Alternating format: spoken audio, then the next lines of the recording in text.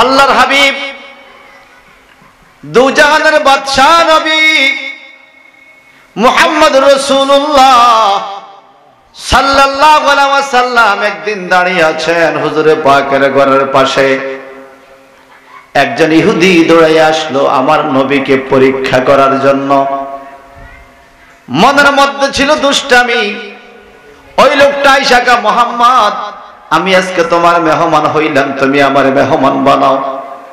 আরবীদের একটা নিয়ম আছে, শত্রু যদি মেহমান হইয়া আসে তাকেও আপ্যায়ন করে।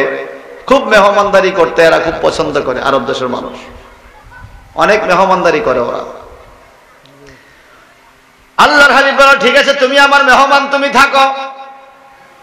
লোকটা মেহমান হিসেবে ঘরের মধ্যে রইল। নবীজি আমার একটা লোটা দিয়া পানি দিয়া তার ঘরের সামনে আমার নবী আরেক ঘরে ঘুমাইলেন। তুমি এই ঘরে ঘুমাও, সুন্দর করে বিছানাপত্র দিল, খানা দানা দিল। তার মনের মধ্যে ছিল শয়তানি।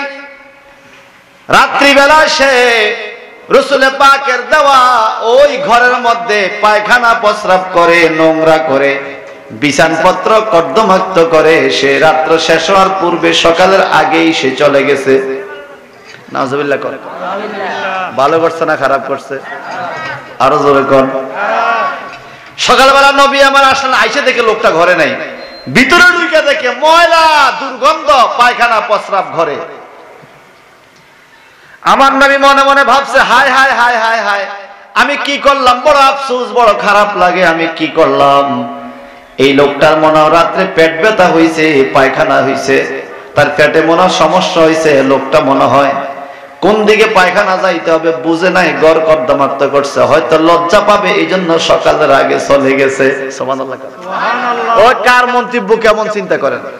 তার মনে ছিল শয়তানি, আর আমার নবীর মনে হইল রহমতের কথা। হারে লোকটা মনে হয় রাত্রে সমস্যা হয়েছে, যার জন্য এরকম করছে। আর সুবহানাল্লাহ বলেন। দিনের নবী রাহমাতাল লিল আলামিন ওই ময়লা কাপড়গুলো লইয়া একটা কুয়ার কাছে যাইয়া বালতি দিয়া পানি তুইলা ওই ময়লা কাপড়গুলো ধোয়ার চেষ্টা করে, পানি ঢালতেছে, ধুইতেছে। আর ওই ইহুদি লোকটা পাহাড়ের কাছে যাইয়া ওকে দিয়া তাকায় মুহাম্মদ কি করে। তার কাছে মজা লাগে নবীরে কষ্ট দিয়া। আমগো দেশে কিছু লোক আছে নবীকে কষ্ট দিলে তার কাছে ভালো লাগে। এই কথা কোন না? আছে কিনা বলেন, আছে কিনা বলেন? মুখে দাড়ি, মাথায় টুপি, কপালে সেজদার দাগ, রাসূল পাকের বিরুদ্ধে কথা বলে। আছে না নাই বলেন? বড় আফসোস লাগে, হায় রে মুসলমান, নিজের অস্তিত্ব ধরে রাখতে পারলি না। মনে করেছিলাম আলেম ওলামারা ধরে রাখবে, কিন্তু গতকালকে যেই ঘটনা দেখলাম, হৃদয়ে রক্তক্ষরণ হয়েছে, কলিজা চুরমার হয়ে গেছে গতকালকের ঘটনায়। ঘটনাটা কি? মসজিদের ভিতরে ফুটবল খেলার আসর মিলাইছে। মসজিদের ভিতরে চোখ বাইন্দা ফাতিল ভাঙ্গার খেলা, লাপালাপি, নাচানাচি। গত 6 মাস আগে একবার দেখলাম মসজিদের ভিতরে টেলিভিশন লাগাইয়া টেলিভিশন চাইতেছে। হায় হায়, আশ্চর্য হয়ে গেলাম। এদের পূর্বে ইতিহাস দেখলাম এরা নাকি শিরক বেদাত প্রতিরোধ কমিটি। বেদাত চায় না, শিরক চায় না। শিরক কি? লা ইলাহা ইল্লাল্লাহ মসজিদে থাকবে, মুহাম্মদ রাসূলুল্লাহ থাকতে পারবে না। যদি মুহাম্মদ রাসূলুল্লাহ থাকে এটা নাকি শিরক হয়ে যায়। ওই লোকগুলো দেখলাম লা ইলাহা ইল্লাল্লাহ রাখছে, মুহাম্মদ রাসূলুল্লাহ মসজিদ থেকে কাইটা দিছে। আবার মসজিদের মধ্যে টেলিভিশন সেট করছে, মসজিদের মধ্যে চোখ বাঁধা তারা ফাতিল ভাঙ্গা খেলে, আর মসজিদের ভিতরে ফুটবল খেলে। ফুটবল খেলে চিল্লা পাল্লা মসজিদের ভিতরে করতেছে। বাজান, যেই লোকের নবীজির নাম মসজিদ থেকে সরাইয়া দিতে পারছে, বোঝা গেছে ওই লোকে ফুটবল খেলা না আরো কত কিছু মসজিদে করতে পারে। ঠিক কিনা বলে? ঠিক কিনা বলে? গত 2 দিন আগে সিলেটে এক মসজিদের ভিতরে ফুটবল খেলতেছে, নাম দিয়েছে আহলে হাদিস। কি নাম? জোরে বলেন, কি নাম? দক্ষিণ বলাগালের মাইকের আওয়াজ যত দূরে যায়, কোন ভদ্রলোক যদি আহলে হাদিসের খপ্পরে পড়ে থাকেন হুঁশিয়ার হন, খবরদার। আমরা বহু বলতেছি এটা দারুণ ফিতনা। এই ফিতনা যে পড়বে তার দুনিয়াও শেষ, পরকালও শেষ। কথা কোন ঠিক কিনা? দুনিয়াও শেষ পরকালও শেষ। তার নামাজের মধ্যে ভেজাল লাগাইছে তারা, কথা কোন ঠিক? রোজার মধ্যে ভেজাল লাগাইছে, কদরের মধ্যে এই বছর আবার নতুন আপডেট খবর দিছে ঈদ মোবারক বেলাও বলাও বলে ভেজাল। নাজুবিল্লাহ বলবেন না? পাইছেন নি? এটা এমন কোন সেক্টর নাই যেই সেক্টরে তাদের সেই বিষাক্ত লোকের আচর পড়ে নাই, তাদের হিংসাক্ত আচর, বিষাক্ত আচরের ছবলে এদেশে সরলমনা মুসলমানদের ঈমান নষ্ট হয়ে যাচ্ছে। আজকে দেখেন যারা এত বড় বড় লম্বা লম্বা কথা বলে আর শায়েখ শায়েখ সহিহ হাদিস বলে, তারা মসজিদের মধ্যে টিভি চালায়, মসজিদের ভিতরে ফুটবল খেলার আয়োজন করে, মসজিদের ভিতরে তারা কি করে? চোখ বান্দা ফাতিল বাঙ্গা খেলে। এদের কাছে কি ইসলাম নিরাপদ? এদের কাছে মাযহাব মিল্লাত নিরাপদ? আশ্চর্য হয়ে গেলাম। আমাদের রীতিমতো বাংলাদেশের আহলে সুন্নাত ওয়াল জামাত উলামায়ে কেরামের অন্তরে রক্তক্ষরণ হয়েছে। বড় গতকাল থেকে খুব খারাপ লাগতেছে। এটা কি করলো? যা করলো বা না করলো, এটা কি করলো? মসজিদের ভিতরে কেন ফুটবল খেলে?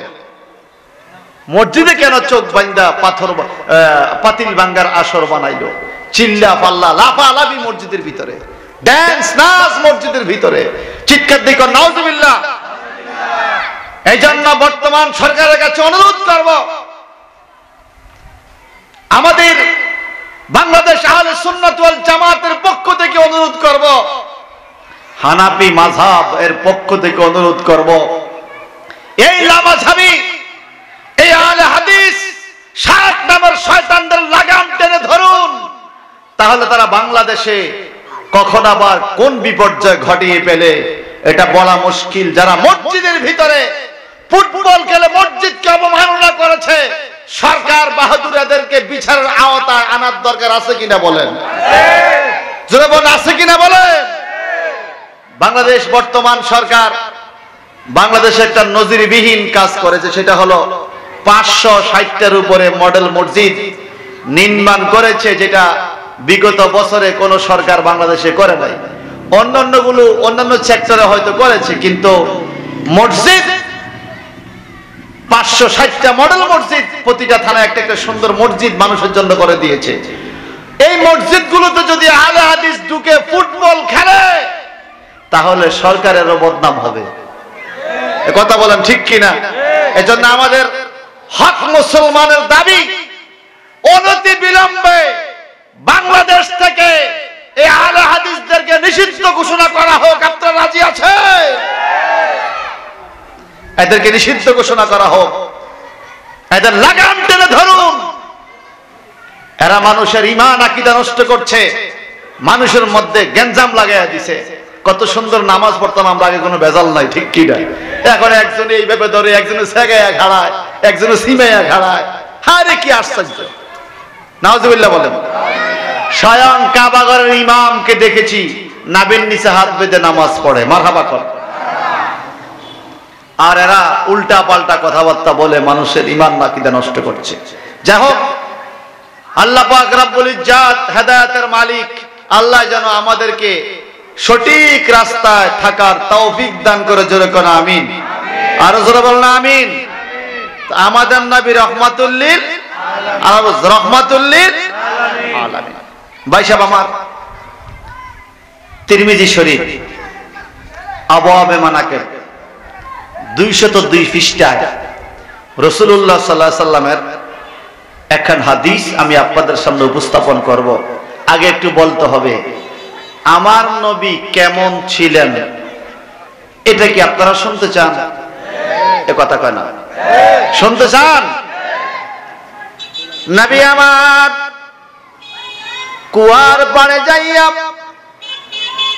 ওই কর্দমাক্ত কাপড় ধুইতেছে, আর ইহুদি দূরের থেকে মজা নেয়, আমার নবীরে কষ্ট দেয়। নাউজুবিল্লাহ বলেন। ওই ইহুদিদের দালাল আহলে হাদিসের শায়েখ নামক শয়তানরাও আমার নবীকে কষ্ট দেওয়ার মতো কথা বলে। নাউজুবিল্লাহ বলেন। ভাড়া বন্ধুরা আমার, ওই লোকটা উকি মাইরা তাকায় মুহাম্মদ রে কষ্ট দেয়, দেখি সে কিভাবে দৌড়। নবীজি ধুইতে ধুইতে তার প্রতি নজর পড়ে গেল। ওই লোকটা একটা দৌড় দিছে, নবী নিয়ে আবার তার ধরে। আল্লাহর হাবিব কয়, ভাই তুমি যাইও না, দাঁড়াও, তোমার মনে পেট খারাপ হইছে, আমারে ক্ষমা করে দিও। রাত্রে তোমার কাছে না ঘুমাইয়া আমার ভুল হইছে, আমি তোমার কাছে ঘুমাইলে হয়তো তোমার তো কষ্ট হতো না, আমারে ক্ষমা করে দিও। এই লোকটা ফিরে আসে আর কয়, হায় হায় আমি ক্ষতি করলাম। আমার মোহাম্মদ কয়, আমারে উল্টা আমি তারে ক্ষমা করতাম। এই মোহাম্মদ তো আসলে মানুষ না, সে তো আসলে আখেরি পয়গাম্বর। আর জোরে বলবেন না সুবহানাল্লাহ? সাধারণ মানুষ আর নবীদের মধ্যে পার্থক্য আছে কিনা বলেন? ভাইরা বন্ধুরা আমার, রাসূল মাকবুল রাউফুর রহিম সাল্লাল্লাহু আলাইহি ওয়াসাল্লাম ওই লোকটাকে ভাই বললেন। মারহাবা কর। কি বলছে বলেন? কি বলছে? ওই লোকটাকে ভাই বললেন। এরপরে ভাই বলার পরে লোকটা কাছে আইসা কয়, মোহাম্মদ আমি আপনার ক্ষতি করলাম, আপনি আমাকে ভাই বললেন। বলে কি ক্ষতি করেছেন? আপনার তো পেট খারাপ হয়েছে, আমি বুঝছি। কয় না, আমি ইচ্ছা করে আপনার বিছানপত্র নষ্ট করছি, আপনার বিছানপত্র আমি ময়লা করে দিছি ইচ্ছা করে। হায় হায়, যেই লোকে আপনার ক্ষতি করে আপনি তাকেও ভাই বলেন। আপনি তো হক আছেন, আমি আর ইহুদির খাতায় নাম রাখবো না। আমারে কলমা পড়ায়া ইসলামের ছায়া তলে একটু আশ্রয়ের ব্যবস্থা করে দে। আমার নবী রহমাতুল লিল আলামিন। আমার নবী এমন নবী ছিলেন যার আচরণ দেখে শত্রু পর্যন্ত বন্ধু হয়ে যেত।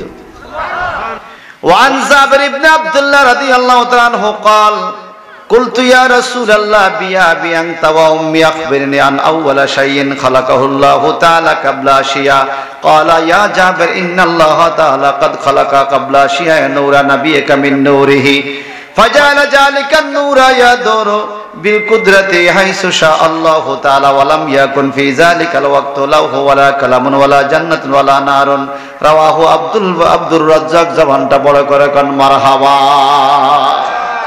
হযরত জাবির ইবনে আব্দুল্লাহ রাদিয়াল্লাহু তাআলা আনহু বলেন, ওনার থেকে হাদিস শরীফ বর্ণিত, উনি বলেন কুলতু ইয়া রাসূলুল্লাহ, আমি জিজ্ঞাসা করলাম ইয়া রাসূলুল্লাহ বিআবি আনতা ওয়া উম্মি, আপনার কদমে আমার মা বাবার জীবন কোরবান দিলাম। সুবহানাল্লাহ।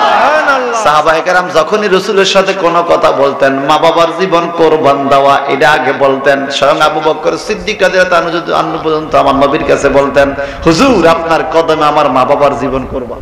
সুবহানাল্লাহ। আচ্ছা, সাহাবায়ে কেরাম যদি মা বাবার জীবন রাসূলের কদমে কোরবান দিতে পারে, আমরা পারি না নাকি? আমরা সেরে কইব যে না, আমাদের যেন শেয়ারের ব্যবসা তো করে অনেকে। এখন শেয়ার বাদ দিয়ে কেজি শুরু হয়েছে, হে মনে খেয়াল করে নাই কথা কন।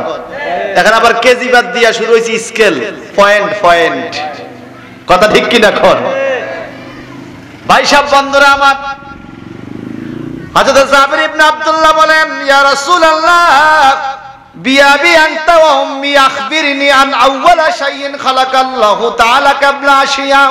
নবী গো, আপনার কদমে আমার মা বাবার জীবন কোরবান, একটু মেহেরবানি করে বলেন তো আল্লাহ পাক সবকিছুর পূর্বে কোন জিনিস বানাইছে? ক্বালা ইয়া জাবির ইন্নাল্লাহ তাআলা ক্বাদ খালাকা ক্বাবলা আশিয়া নূরা নাবিয়িকা মিন নূরিহি। আল্লাহর হাবিব বলেন, জাবির নিশ্চয়ই আল্লাহ পাক সবকিছু সৃষ্টির আগে আল্লাহর নূর থেকে তোমার নবীর নূর তৈয়ার করেছে। আর জোরে কোন আমার নবী নূর। কি নূর? সবাই কোন নবী কি? যেই কথা বলবো তার কলবে নূর থাকবে না, কলবে মাটি ঢুকে যাবে কইলাম। আমার নবী নূর। নবী কি? কথা আমার না হাদিস শরীফে। হাদিস মানলে হবে, কোরআন মানতে হবে না? আল্লাহ পাক কোরআনে বলেন, কাদ জাআকুম মিনাল্লাহি নূরুন ওয়া কিতাবুম মুবিন। মারহাবা কর। নিশ্চয়ই আল্লাহর পক্ষ থেকে তোমাদের কাছে আসছে নূর। নূরের তাফসীর হলো হুয়ান নবী সাল্লাল্লাহু আলাইহি সাল্লাম, মুহাম্মদ মুস্তাফা সাল্লাল্লাহু আলাইহি সাল্লাম আমার নবী নূর। তাফসীর জালান শরীফের ৯৭ পৃষ্ঠায় ইমাম জালালউদ্দিন সিয়ুতি বলছেন নবী নূর। সুবহানাল্লাহ বলেন। সুবহানাল্লাহ। আল্লাহ পাক বলেন, হাবিব আপনি নূর। আমার নবী বলেন কাদ খালাকা কাবলা আশিয়া নূরা নবিয়িকা মিন নূরিহি, আল্লাহর নূর দিয়া তোমার নবীর নূর মুবারক আল্লাহ সৃষ্টি করছে সবকিছুর পূর্বে। অতঃপর আল্লাহ পাক ওই নূরকে আল্লাহ যেখানে চেয়েছেন কুদরতি ভাবে সেখানে রেখেছেন। তারপরে কি হয়েছে, কখন বানাইছে, ওয়ালাম ইয়াকুন ফি যালিকাল ওয়াক্ত লাউহুন ওয়ালা কালামুন ওয়ালা জান্নাতুন ওয়ালা নারুন, যেই সময় লৌহ ছিল না, কলম ছিল না, জান্নাত ছিল না, জাহান্নাম ছিল না, সবকিছুর পূর্বে আল্লাহ পাক আমাদের নবীকে সৃষ্টি করেছে। এই কথাটা সত্য না মিথ্যা? এই সত্য না মিথ্যা বলেন? এখন আমার দেশের শায়েখ নামক শয়তানরা বলতেছে নবী নাকি 40 বছর বয়সে নবী হইছে, এর আগে নবী ছিল না, এর পূর্বে আমাদের নবী নবী ছিল না। অথচ দেখেন তিরমিজি শরীফ আবওয়াবে মানাকিব 202 নম্বর পৃষ্ঠার হাদিস, ওয়ান আবি হুরায়রা রাদিয়াল্লাহু তাআলা আনহু قال قالوا يا رسول الله متى وجبت لك النبوة قال وآدم بين الروح والجسد رواه الترمذي قال هذا حديث حسن صحيح। সুবহানাল্লাহ বলেন। সুবহানাল্লাহ। ইমাম তিরমিজি বলেন এই হাদিসটা বিশুদ্ধ হাদিস, সহিহ হাদিস।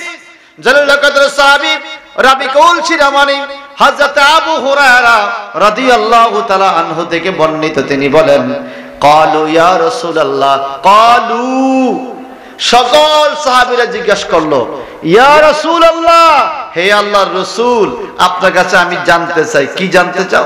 মাতা ওয়াজাবাত লাকান নবুওয়াতা, আপনার নবুয়তি কবে থেকে শুরু হইছে? সুবহানাল্লাহ সুবহানাল্লাহ। সাহাবীরা জানতে চাইলো হুজুর আপনার নবুয়তি কবে থেকে শুরু?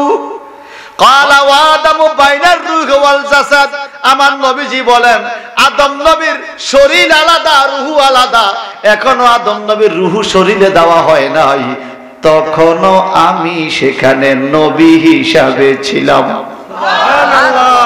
আমার নবীকে আদম নবীর ভিতরে রূহ দেওয়ার আগে থেকে আমি নবী, আর আমার দেশের বাটপার মুলুবি কয় 40 বছর বয়সে বলে নবী নবী হইছে। এদের ঈমান আছে? এরা হলো দালাল। এরা কি? জাল শায়েখ। কি শায়েখ? জাল শায়েখ। আমরা তো কিছু জাল নোট আছে না? জাল নোট কি চলে? জাল নোট মানে বাটফারি না? এই দেশে কিছু জাল শায়েখ আছে, টুপি দাড়ি পাগড়ি আছে, এরা আবার মসজিদের ভিতরে ফুটবল খেলে। এই নাউজুবিল্লাহ বলেন। ভাই সাহেব বন্ধুরা আমার, নবী আমার কেমন ছিলেন? وعن أبي الطفيل رضي الله عنه قال رأيت رسول الله صلى الله عليه وسلم وما على وجه الأرض رجل رأى غيري قال فقلت فكيف رأيته قال كان أبيض مليحا مكسدا رواه مسلم। একটু জবানটা বড় করে কোন মারহাবা। মুসলিম শরীফের হাদিস, হযরত আবু তুফাইল রাদিয়াল্লাহু আনহু থেকে হাদিস খান বর্ণিত, তিনি বলেন রাআইতু রাসূলুল্লাহ সাল্লাল্লাহু আলাইহি ওয়াসাল্লাম, আমি রাসূল সাল্লাল্লাহু আলাইহি ওয়াসাল্লামকে দেখেছি। সুবহানাল্লাহ কর। মালা ওয়াজিল আরদে রাজুলুন রাওয়াহু গায়রি, আমি রাসূল সাল্লাল্লাহু আলাইহি ওয়াসাল্লাম ব্যতীত পৃথিবীতে এমন কোন মানুষ দেখি নাই। সুবহানাল্লাহ। সুবহানাল্লাহ বলেন। সুবহানাল্লাহ। রাসূল সাল্লাল্লাহু আলাইহি ওয়াসাল্লাম যেমন, উনার মতো এত সুন্দর মানুষ পৃথিবীতে আমি আর। সুবহানাল্লাহ কর। সুবহানাল্লাহ। বর্ণনাকারী বলেন ফাকুলতু, আমি জিজ্ঞাসা করলাম ফাকাইফা রাআইতাহু, আপনি ওনাকে কেমন দেখছেন? ক্বালা কানা আবিয়াদা মালিহান মুকাসাদ্দা, আমি দেখেছি তো ওনাকে এমন কেমন, লাবণ্যময় পশা মধ্যাকৃতির। আমার নবী বেশি লম্বাও ছিলেন না, বেশি খাটোও ছিলেন না। হাদিসের ব্যাখ্যা পাওয়া যায় আবওয়াবে মানাকিবে, যখন সমস্ত লম্বা মানুষের মধ্যে আমার নবী যাইতেন, সবার মাথার উপরে নবীজির মাথা মোবারক দেখা যাইত। আবার যখন সকল লোক খাটো, বেটে বেটে লোক, খাটো খাটো লোক, ওদের কাছে যখন নবী যাইতেন, নবীজিকে বেতাল লম্বা দেখা যাইত না, ওদের মাথার উপরে নবীর মাথা মোবারক একটু দেখা যাইত। রাসূলের পাকের দেহ মোবারক ছিল একটা মুজিজা। মারহাবা। ভাইরা বন্ধুরা আমার, আম্মা আয়েশা সিদ্দিকা বলে জগতের মানুষে শোনো আমার নবী কেমন ছিল। নবীর বিবির চাইতে নবীর কি আমরা বেশি চিনি? আম্মা আয়েশা সিদ্দিকা বলেন আমার নবী কেমন ছিল শোনো, বলো কেমন ছিল?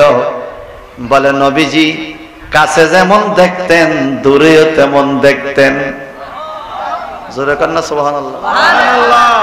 সামনে যেমন দেখে পিছেও তেমন দেখে, সুবহানাল্লাহ বলেন। শুধু তাই নয়, আলোতে যেমন দেখে আন্ধারেও নবী তেমন দেখে।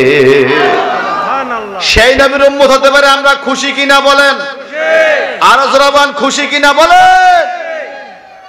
বারা বন্ধুরা আমার, ওই নবী আমার নবী এমন ছিলেন যিনি পৃথিবীর থেকে আঙ্গুল ইশারা দিয়েছেন, চন্দ্র দুই টুকরা হয়ে গেছে। যার আঙ্গুলের ইশারাতে সূর্য আকাশে আসরের টাইম হয়ে গেছে, সুবহানাল্লাহ বলেন। যাকে আকাশের মেঘমালা ছায়া দিতেন, যিনাকে বনের হরিণী পর্যন্ত সালাম দিয়েছেন, বাঘ হিংস্র জানোয়ার গুলো যিনাকে শ্রদ্ধা করতেন, গাছের ডাল নিচে এসে যিনাকে ছায়া দিতেন আর বাতাস দিতেন, পাখিগুলো আইসা ছায়া দিতেন, তিনি হলেন আমাদের নবী রহমাতুল লিল আলামিন। এই সুবহানাল্লাহ বলেন। যিনি দুঃখী মানুষের সাথী ছিলেন, অসহায় মানুষের বন্ধু ছিলেন, গরিব দুঃখের কষ্ট যিনি বুঝতেন, হক সে মুসলমান হক সে নন মুসলিম, ওই মানুষের কাছে সাহায্যের জন্য যিনি যাইতেন, তিনি আমার নবী মুহাম্মদুর রাসূলুল্লাহ। সবাই কন্যা সুবহানাল্লাহ। ভাড়া বন্ধুরা আমার, নবী পাক একদিন একটা রাস্তা দিয়ে হাঁটতেছিলেন।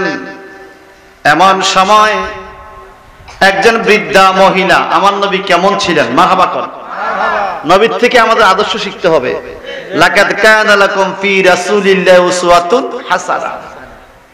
আর আল্লাহ পাক সার্টিফিকেট দিয়েছেন আমার নবীকে, ইন্নাকা লাআলা খুলুকিন আযীম। হুজুর নবী আমার, আপনার চরিত্র মহান। নবীর চরিত্র মহান। আচ্ছা, আমরা চরিত্র কেমন? হ্যাঁ, নিজের চরিত্র তো নিজের কাছে ধরা, এ কথা কয় না। নবী আমার মহান চরিত্রের মালিক। একদিন রাস্তা দাঁড়িয়েছিলেন, এক বৃদ্ধা মহিলা বড় একটা বোঝা কান্দে লইয়া এই রাস্তা দিয়ে যায়। আমার নবীকে দেখা কয়, যুবক তোমার বাড়ি কই? আমি তো বোঝাটা আর নিতে পারতেছি না।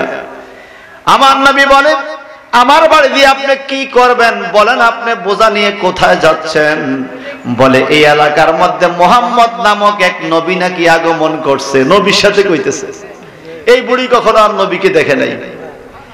মুহাম্মদ নামক কোন নবী নাকি আসছে, আমাদের বাপ দাদার ধর্ম বাদ দিয়ে নতুন ধর্ম প্রচার করে। মুহাম্মদের দেখলেই নাকি মানুষ মহব্বতে পইরা মুসলমান হয়ে যায়। এই জন্য আমি মুহাম্মদের সামনে পড়তে চাই না। আমি বোঝা নিয়ে আমার এলাকা থেকে দূর দেশে কোথাও চলে যাব। যদি পারো একটু বোঝাটা তুলে দাও। আমার নবী কয়, বুড়ি আপনি তো বোঝা পার করতে পারবেন না, দেন আমি আমার ঘাড়ে করে বোঝাটা পার করে দিব। বুড়ি আগে আগে হাঁটে, আমার নবী তার বোঝা নিয়ে পিছে পিছে যাইয়া নিকট আত্মীয়র এক বাড়িতে গুহার পাদদেশে তার ঘরের ভিতরে তাকে সবকিছু ঠিকঠাক দিয়ে নবী আমার চলে আসে। বুড়ি আমি চলে যাই। কয় যাও বাবা, দোয়া করি তুমি খুব ভালো যুবক। কয় কি দোয়া করো? কয় আমি দোয়া করি তুমি যেন মুহাম্মদের সামনে জীবনে না পড়ো। কথা বুঝেন নাই? দোয়া করে দিছে তুমি যেন জীবনে মুহাম্মদের সামনে।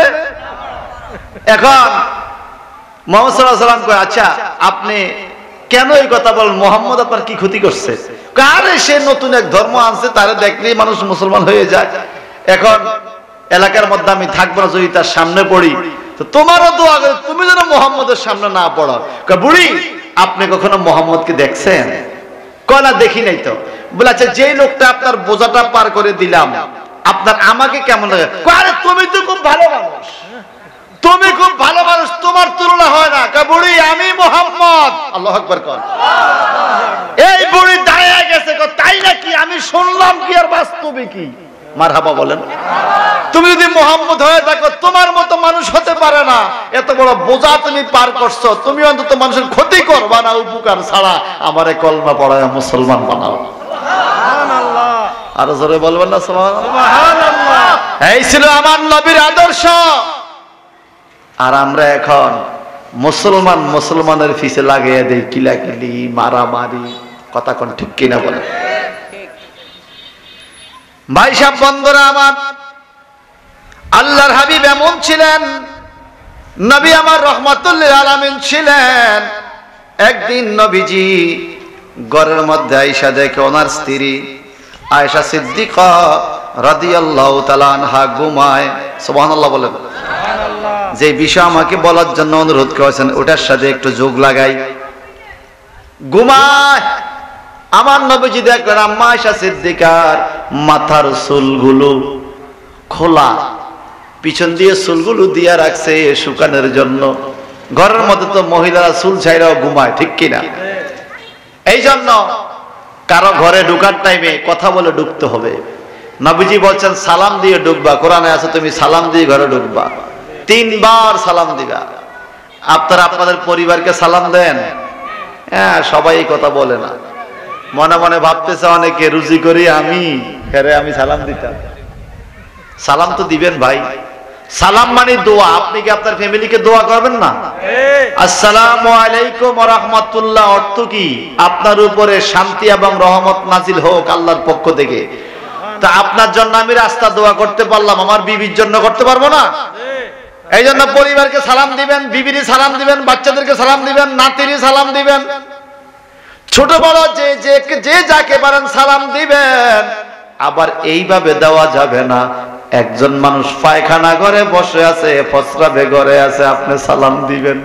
এখানে বাজার লাগাইছে আলে হাদিসের শায়েখরা, পায়খানা থাকুক, নামাজে থাকুক, প্রস্রাবে থাকুক, আপনি সালাম দিবেন, সালাম দিতে বাধ্য।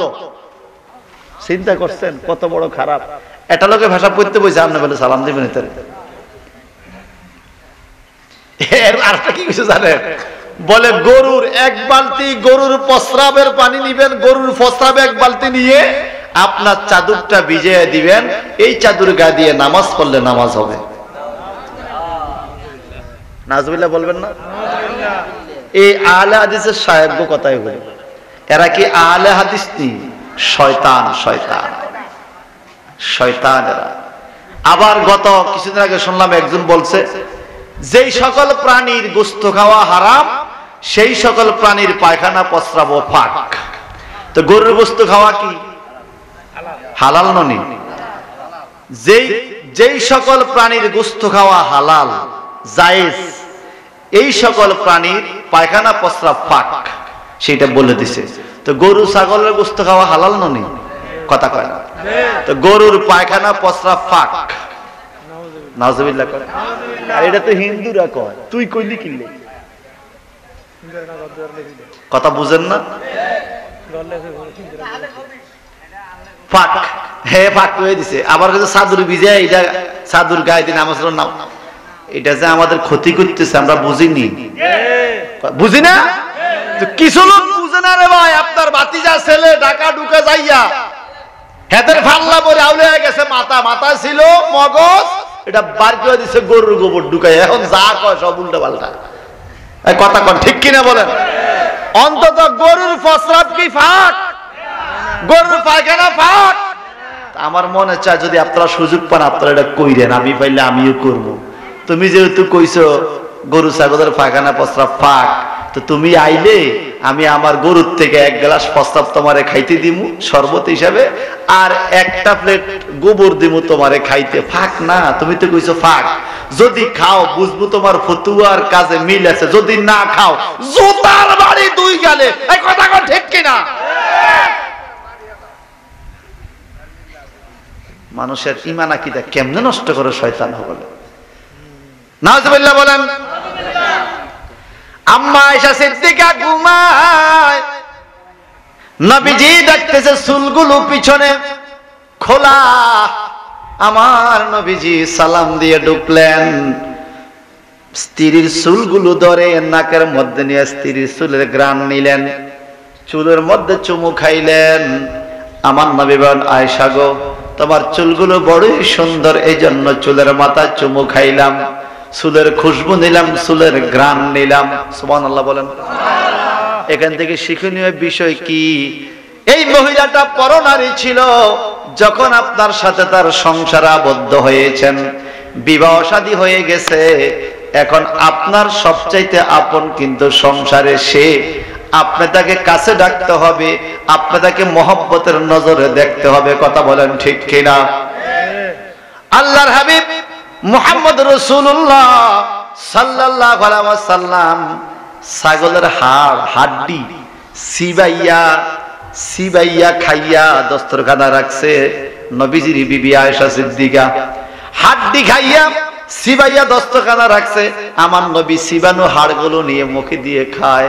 আম্মা আয়েশা বলে, হুজুর ইয়া রাসূলুল্লাহ, আমি তো কিছু রাখি নাই, সিবে সুইসা খাইয়া ফেলছি, আপনি আবার এটা মুখে দিলেন কেন? বলে, আয়েশা গো, মগজ নাই, হাড্ডিতে কোনো কিছু নাই, কিন্তু তোমার ঠোঁট লাগছে, এই জন্য আমার কাছে খাইতে ভালো লাগে।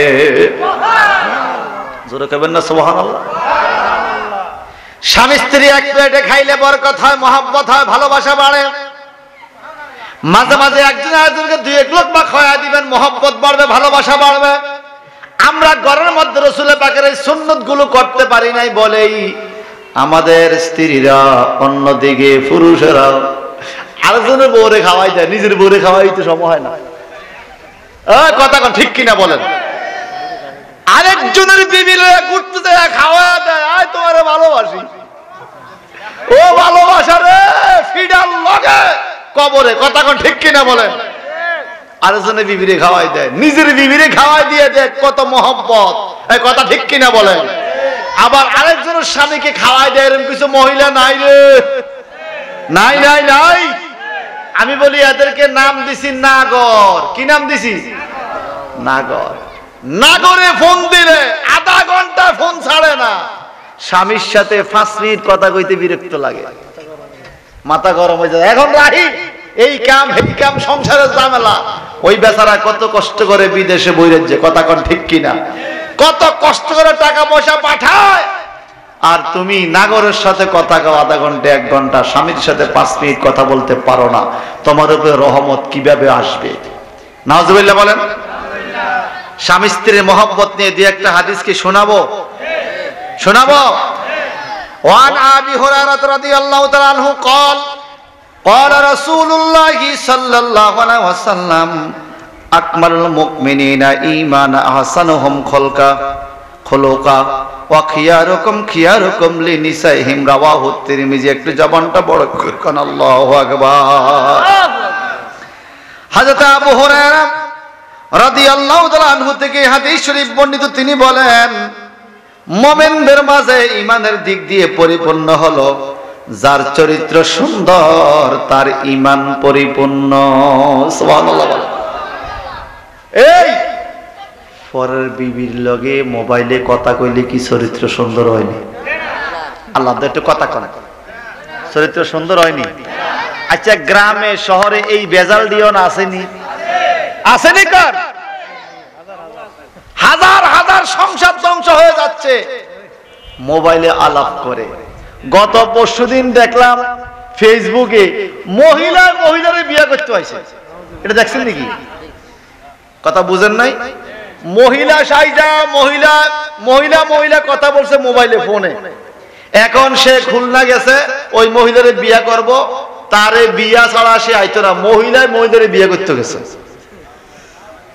আমাদের সামাজিক নৈতিকতা কতটুকু অবক্ষয় হলে এটা হতে পারে?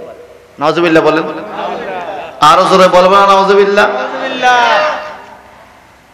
আপনারা দেখবেন এই টাইমে, সন্ধ্যার টাইমে ছেলেপেলে গুলো, স্কুল কলেজের স্টুডেন্ট গুলো পড়ার টেবিলে থাকার কথা, ঠিক কিনা বলেন? কথা কোন ঠিক কিনা বলেন? আবার স্কুল কলেজ ইউনিভার্সিটির ছেলেগুলো পড়ার টেবিলে থাকার কথা। আপনাদের এখানে মনে নাই? আমি আমার ওদিকে দেখি আর কি, সন্ধ্যার পরে এত লম্বা লম্বা মোবাইল লইয়া এই রাস্তার পাশে বসি কানে ধরে কি জানি করতেছে, কথা কইতেছে, টিপতেছে, চাইতেছে, ঠিক কিনা কর? আচ্ছা, আরো 30 বছর আগে কি এই পরিবেশ ছিল? আমাদের মুরব্বীরা বলতো, লেখাপড়া করো আর না করো, সন্ধ্যার পরে ঘরের বাইরে যাওয়া যাবে না, ঘরে থাকো। আর এখন রাত 3টা বাজে, ছেলে ঘরে আসে না, কোথায় কোথায় ঘুরে, কই যায়, কি খায়? আমি বলি যা পায় তাই খায়, যা পায় সেটা বাবা হোক আর চাচা হোক। কথা কোন ঠিক কিনা? সারা জীবন শুনলাম বাবারে খাওয়ায়, এখন শুনি বাবারে খায়। এই এরকম বেজাইল্লা যুবক বলাখাল নাই? আছে কিনা বলেন? ভাইয়েরা বন্ধুরা আমার, আমার নবীজি বলেন আকমালুল মুমিনিনা ঈমানা হাসানুহুম খুলুকা। ওই মুমিনের ঈমানটা পরিপূর্ণ যেই মুমিনের চরিত্র সুন্দর, চরিত্র উত্তম। যারা ইয়াবা খায়, মদ খায়, গাঁজা খায়, ট্যাবলেট খায়, পরনারীর প্রতি সম্পর্ক রাখে, জিনা করে, ব্যভিচার করে, এদের চরিত্র কি সুন্দর নেই? জোরে বলেন। চরিত্র খারাপ। কঠিন কিয়ামতের ময়দানে আল্লাহর হাবিব বলেছেন মিজানের পাল্লায় যখন তোমার আমলনামা দেওয়া হবে, তোমার আমলনামার মধ্যে সবচাইতে ভারী, সবচাইতে ওজনের যে আমলটা হবে সেটার নাম হলো হুসনুল খালক, উত্তম চরিত্র। চরিত্র যদি ভালো করতে পারো তোমার নেকের পাল্লা ভারী হইয়া যাবে। কি বাবারা, এই সমস্যা কি? সমস্যা কি? বসো বসো। চরিত্র, চরিত্র জিনিসটা এটা হলো আসল জিনিস, ঠিক কি না? যা চরিত্র ঠিক তার সব ঠিক। আল্লাহর হাবিব বলেন ওয়া খিয়ারুকুম খিয়ারুকুম লিনিসাইহিম। তিরমিজি শরীফের হাদিস, নবীজি বলেন এ জগতের মানুষ, প্রথম খণ্ড 219 পৃষ্ঠার মধ্যে হাদিস, খিয়ারুকুম খিয়ারুকুম লিনিসাইহিম। তোমাদের মধ্যে ওই ব্যক্তিটা উত্তম যেই ব্যক্তি তার বিবির কাছে উত্তম। স্ত্রী যদি বলে আমার স্বামী ভালো, আল্লাহ বলবে হ্যাঁ আসলে তুমি ভালো।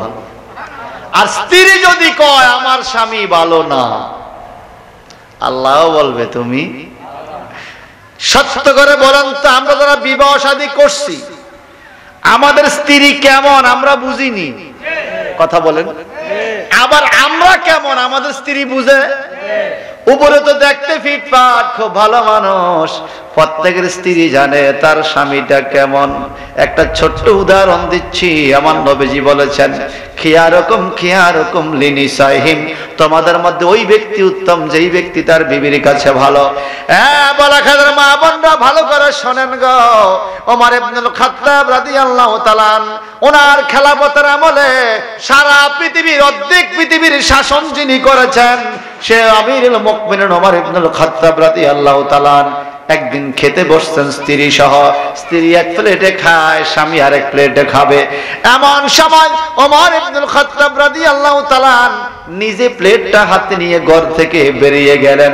স্ত্রী মনে মনে বলে হায় হায়, উপায় নাই, আমার স্বামী তো আজকে খানাটা খাবে না, না জানি কোন ক্ষুধার্ত মানুষের জন্য নিজের প্লেটের খানা নিয়ে বাইর হইয়া গেছে। স্ত্রী জানে তো স্বামী কেমন, জানে না? ঠিক সত্যি তাই হলো। কি হইল ঘটনা শোনেন। যুদ্ধের ময়দানে একজন কাফের লোক ধরা খাইছে, বন্দী হইছে। মুসলমানরাতে বন্দী হইছে কাফের। ওমর ইবনুল খাত্তাব খাইতে হইয়া চিন্তা করে লোকটা হয়তো সংসারের জ্বালায়, পরিবারের অভাবের কারণে হয়তো যুদ্ধে আসছে। আমি তার আটকে রাখছি, তার পরিবারের জানে কি খবর। তার ঠিকানা লইয়া ওমর ইবনুল খাত্তাব নিজের প্লেটের খানা তার পরিবারের বাড়িতে দিয়ে আসছে। আমগো দেশে কোন লোক শত্রুর বাড়িতে নিজের খানা দিয়ে আইব? এটা হলো নবীর আদর্শ। সাহাবায়ে কেরাম রাসূলের থেকে এটা শিখছে। ওমর ইবনুল খাত্তাব খাবারটা দিয়ে চলে আসলেন বাড়িতে। আয়েশা দেখে ওনার স্ত্রী এখনো খায় নাই, প্লেট সামনে নিয়ে বসে আছে। স্বামী আসেন খাবো, বলে তুমি খেয়ে নাও। বলে আমি জানি গো স্বামী, আপনি আমার স্ত্রী, আপনি কেমন আমি জানি। আপনি তো এই খানা খান নাই, নিশ্চয়ই কোনো ক্ষুধার্ত মানুষকে খানাটা দিয়ে আসছেন। আসেন আমার প্লেটের থেকে অর্ধা অর্ধি করে ভাগ করে আমরা স্বামী স্ত্রী দুইজনে খাবো। আর আমগো দেশের স্ত্রী হইলো কইতো হেতন কোথায় গেছে, জিয়ানো যা যাক আমি খাইয়া লই, হাতে আইতে বলা খালতে খাইয়া আইব। এই কথা কয় না, এই কথা ঠিক কিনা বলেন?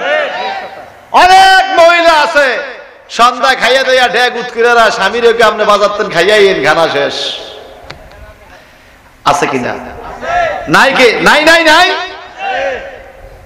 পারা বন্ধুরা আমার, আল্লাহর হাবিব মুহাম্মদ রাসূলুল্লাহ সাল্লাল্লাহু আলাইহি ওয়াসাল্লামের এই সাহাবী ওমর ইবনুল খাত্তাব রাদিয়াল্লাহু তাআলা উনি বলে, দাও দাও তোমার অর্ধেক আমার অর্ধেক, ঠিক আছে দুইজনে খাবো।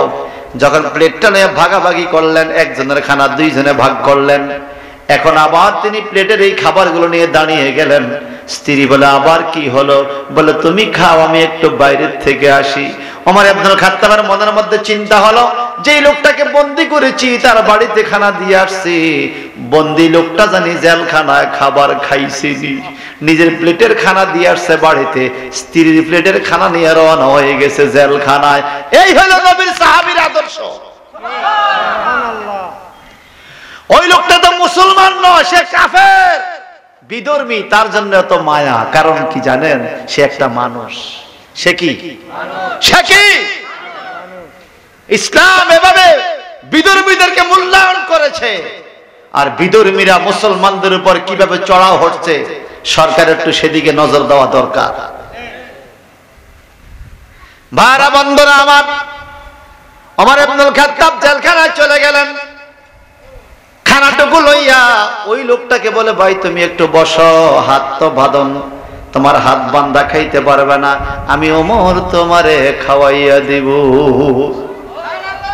অর্ধেক পৃথিবীর শাসক শত্রুর মুখে খাবার খাওয়াইয়া দেয়। আল্লাহু আকবার। আচ্ছা বলেন তো, ওনাদের তুলনায় ওনাদের একটা ফসমের যোগ্যতা আমগো আছে? কিন্তু বর্তমানে আমাদের দেশে শায়েক নামক কিছু বাটফার বলতেছে ওনাদের থেকে নাকি তাগো আমল বেশি, তাদের থেকে তাদের আমল নাকি বেশি, সাহাবীদের থেকে এগো আমল নাকি বেশি। আর ওমর ফারুক নাকি বেদাত করছে। কত বড় খবিশ!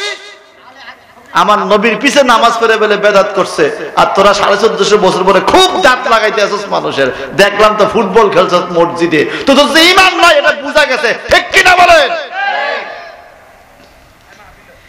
ভাইরা বন্ধুরা আমার, ওই বন্দি লোকটা ডাইকে বলে, ওমর আপনি আমাকে খানা খাওয়াইয়া দিবেন, আমি খাবো না। বলে, কারণ কি, তোমার কি ক্ষুধা নাই? বলে, আমি ক্ষুধার তাড়নায়, পরিবারের ক্ষুধার্ত সদস্যদের তাড়নায় আমি কিছু খাবার পাবো যুদ্ধের ময়দানে আসলে, এজন্য যুদ্ধের ময়দানে আমি শরীক হয়েছি। আপনি আমারে খানা দিবেন, আমার পরিবার ক্ষুধার জ্বালায় কষ্ট পাচ্ছে, এই খানা আমি খাবো না। ওমর ফারুক বলে, তুমি খেয়ে নাও, তোমার পরিবারটা আমি দেখবো। কয়, কি আর দেখবেন, এখন তো ক্ষুধায় মরে। কয়, এই বন্দি শোনো, আমি আমার নিজের প্লেটের খাবারটা তোমার বাড়িতে দিয়ে আসছি নিজে যাইয়া, আর আমার বিবির প্লেটের খাবার আমার একটু দিছে, ওই খানাটা আমি নিজে না খাইয়া তোমারে খাওয়াইতে জেলখানায় চলে আসছি। এই বন্দি লোকটা ডাইকা কয়, ওমর এতদিন আমি কোন ধর্মে ছিলাম? কোন মায়া নাই, কোন দয়া নাই আমাদের ধর্মে। যে ওমর নিজের খাবার পরিবারের বাড়িতে দিয়ে আসতে পারে, শত্রুর পরিবারকে দিতে পারে, নিজের স্ত্রীর খাবারটাই না শত্রুর মুখে দিতে পারে, এই ওমর তো সাধারণ কোন মানুষ না। আমি আর বিধর্মী হিসাবে থাকবো না, আমারে কলমা পড়ায়া তাড়াতাড়ি আপনি মুসলমান বানাও। ওই দেখাও ইসলামের ডঙ্কা, ওই দেখাও ইসলামের ঢঙ্কা, শব্দ শোনা যায় রে, নবীর দিনে আয়ে মুসলমান, নবীর দিনে আয়ে রে, নবীর দিনে আয়ে মুসলমান, নবীর দিনে আয়ে রে। বলেন, এই সুশীতল ইসলামের ছায়ার নিচে থাইকা আমরা কি ঠকছি না জিতছি? আমরা জিতি নাই। আল্লাহ বলে, জালিকা ফাউজুল কাবীর, এটা হলো তোমাদের জন্য মহাবিজয়। মারহাবা বলেন, এটা মোহাম্মদে পড়ে আল্লাহুম্মা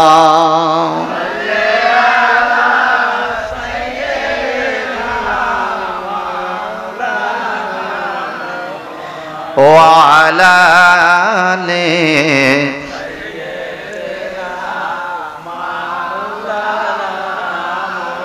আর ভালোবেসে পড়ুন, আল্লাহুম্মা সাল্লি আলা সাইয়্যিদিনা মাওলানা মাওলানা মুহাম্মাদ ওয়া আলা আলি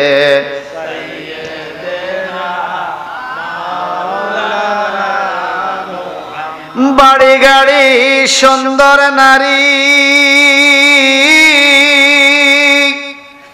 কিছুই সাথে যাবে না, একা একা পড়ে থাকবা অন্ধকারই ঠিকানা। আল্লাহুম্মা সাল্লি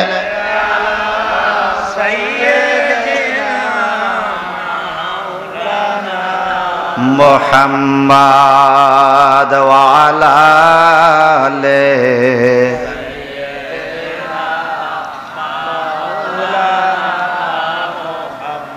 বলেন স্বামীর প্রতি স্ত্রী, স্ত্রীর প্রতি স্বামীর হক আছে না নাই? আছে না নাই?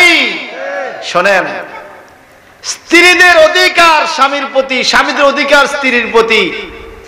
আল্লাহর হাবিবের হাদিস, ওয়ান মুআবিয়া ইবনে হাইদা রাদিয়াল্লাহু তাআলা আনহু قال قلت يا رسول الله ما حق زوجتي احدنا عليه قال ان تطعمها اذا طعمت وتكسوها اذا اكتسيت ولا تضرب الوجه ولا تكبي ولا تزهر ولا تهزر الا في بيتي رواه ابو داউদ। বড় করে কোন মারহাবা। একটু মনোযোগ দিয়ে শুনতে হবে। বাচ্চারা, তোমাদের কি সমস্যা? কি সমস্যা কি তোমাদের? একটু মনোযোগ দিয়ে শুনতে হবে বাজান। সত্যি করে কোনছে আমাদের সন্তানের মা আমগো স্ত্রী, ঠিক কি না? স্ত্রীদের প্রতি আমাদের কোনো হক নাই? সবাই কয় আছে। আবার আমাদের প্রতি স্ত্রীর হক এই বিষয়ে নবীর কাছে প্রশ্ন করলো মুআবিয়া ইবনে হাইদা। উনি বলেন, কুলতু ইয়া রাসূলুল্লাহ, আমি জিজ্ঞেস করলাম ইয়া রাসূলুল্লাহ মা হাক্কু জাওজাতি আহাদিনা আলাই, আমাদের স্বামীদের স্ত্রীদের প্রতি কি হক আছে, আমরা কি করতে পারি স্ত্রীদের জন্য? ক্বালা, আমার নবীজি বলেন, আন তুতইমাহা ইজা তাইমতা, হক হইল তুমি যখন খাবে স্ত্রীকেও তখন খাওয়াবে। সুবহানাল্লাহ। তুমি তুমি কোনো কিছু খাইবা শখ কইরা স্ত্রীরও খাওয়াইবা, এটা তার হক। বলাখাল হাজীগঞ্জ বাজারে যায় বাড়া বালা হোটেলের মধ্যে খাইছেন, 3 দিন 4 দিন খাইছেন, একটা দিন আপনার একটু আক্কেলে কুলাইল না যে আমি এই একটা কিছু বললে লয়ে যে আমি তো প্রত্যেক দিন খাই, বললে একটু বাড়িতে নেই, কথা কোন না? আচ্ছা, আমরা দোকান পাটে চা পান খাইনি, চা বিড়ি সিগারেট খান তো খান না?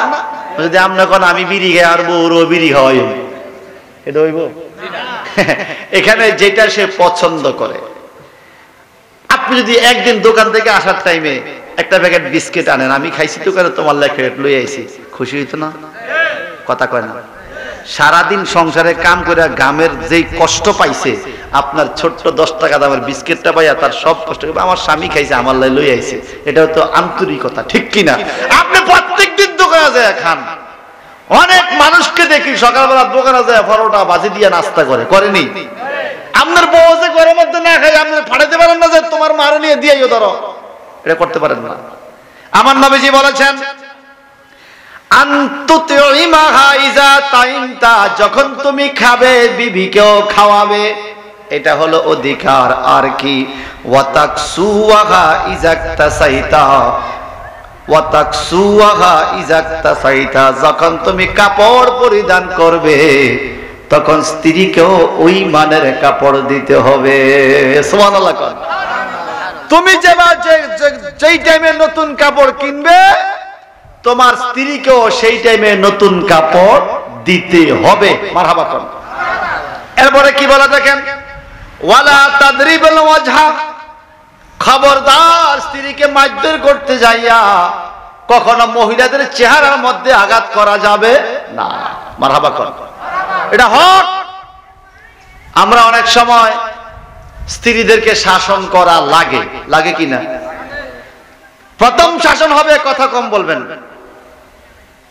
কথা আগে কইতেন যেরকম একটু কমিয়ে দিবেন, নবীজি বলছে কথা কম কও, যদি ঠিক হইছে শুকরিয়া, যদি ঠিক না হয় দ্বিতীয় শাসন, বিছানা আলাদা, আরেক ঘরে ঘুমান, আরেক রুমে ঘুমান, যদি ঠিক হয় শুকরিয়া, না হইলে তৃতীয় হইল এইবার তুমি তাকে শাসন করতে পারবা, তবে এমন মাইদ্যর কইরো না ফরের মাইয়া ভাইয়া লাডি যেটা ভাষা আমরা হেঁটে দিয়ে গেল ফিডে, এরকম কিছু আছে কিনা করে নিষেধ।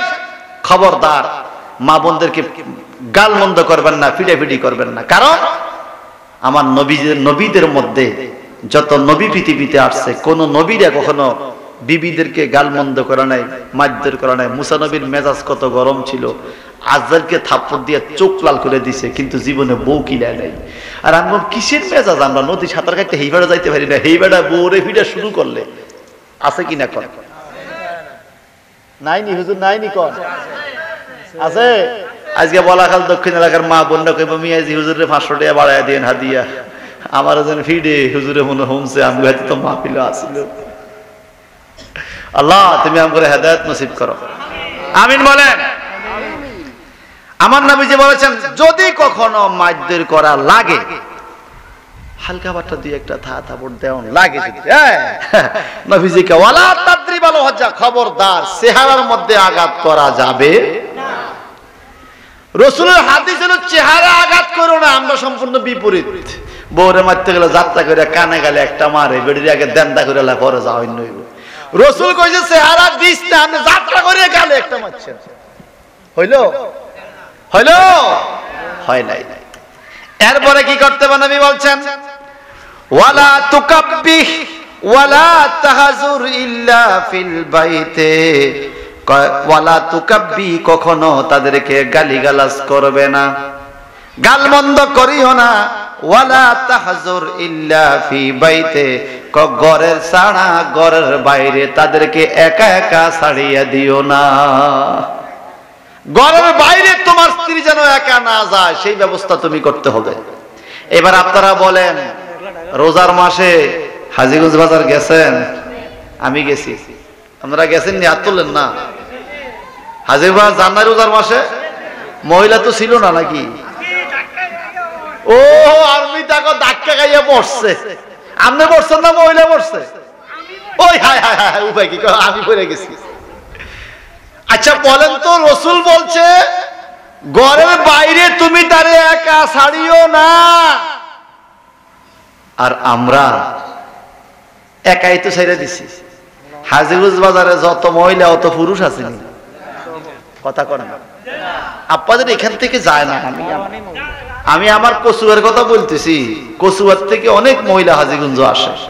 আপনাদের বলাখালের মহিলারা তো খুব কম যায়, এদের বেশি দরকার হয় না যাওয়া মনে হয়। হ্যাঁ যায়নি, সব গুণ কি বিপদে পড়া যায়? আহা হারে, আরে 5 টাকা দণ্ডা পাতা লাগলো দৌড় দিয়ে যায় হাজীগঞ্জ। আমার রাসূল বলছেন ওয়ালা তাহজুর ইল্লা ফি বাইতি, আবু দাউদ শরীফের হাদিস।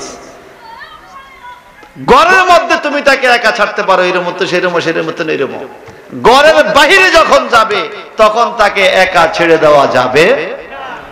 এমনকি হজ করতে গেলেও মহিলারা একা যাইতে পারে না, আপনারা জানেন এটা? মুহররম লাগে, সাথে একজন লোক লাগে যার সাথে বিয়ে করা হারাম। যেই লোকের সাথে বিয়ে হারাম এই লোকের সাথে হজে যাইতে হবে।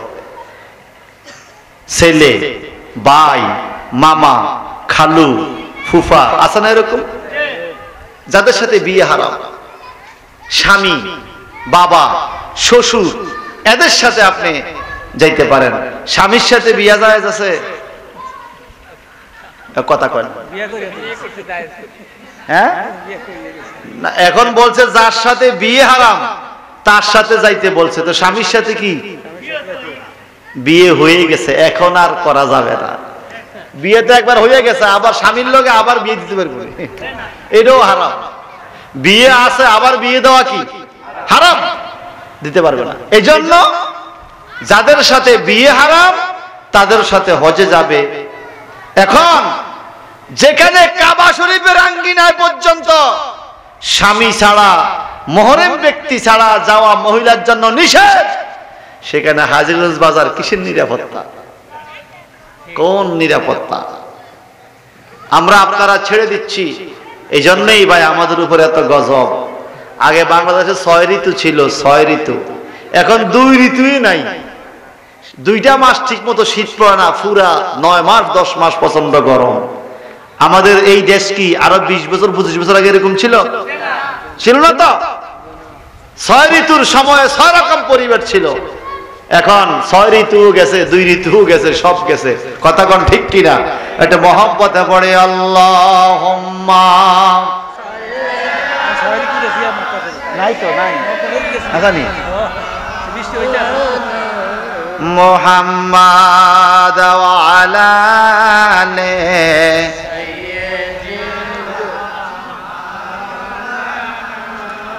আরো ভালোবেসে পড়ুন আল্লাহুম্মা সাল্লি মাওলানা মুহাম্মাদ ওয়া আলা আলি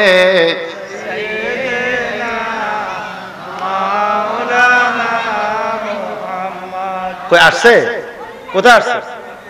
আলহামদুলিল্লাহ, প্রধান বক্তা, প্রধান অতিথি সুদূর ঢাকা থেকে আগত আলহাজ হাফেজ আল্লামা অলিউল্লাহ আশিকি মাদাজিদুল আলী আমাদের মধ্যে তাশরিফ এনেছেন। জোরে কোন মারহাবা, নারে তাকবীর, নারে রিসালাত, আহলে সুন্নাত ওয়াল জামাত।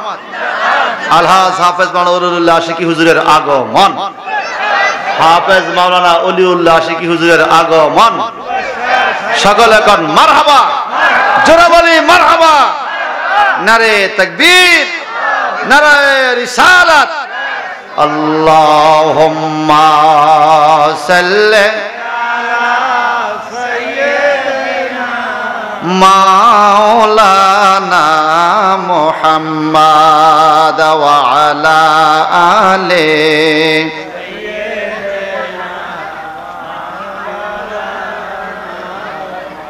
আল্লাহুম্মা সাল্লি আলা সাইয়্যিদিনা মাওলানা ওয়া আলা আলি সাইয়্যিদিনা মাওলানা।